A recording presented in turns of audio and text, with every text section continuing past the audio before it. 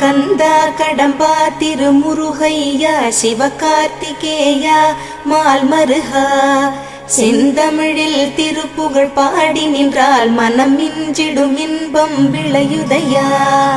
சிரகிரி வேலவனை காண்கையிலே விழி ஓரம் கண்ணீர் பெருகிடுமே.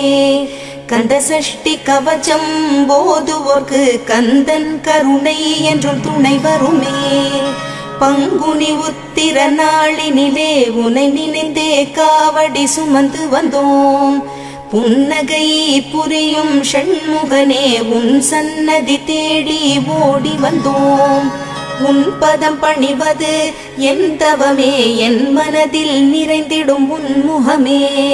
ஷண்முக பிரிய குஹ குரு சரவணனே வந்தே இன்னருளை தர வேண்டும். தென்பழனி மலையில் ஆண்டி முகம்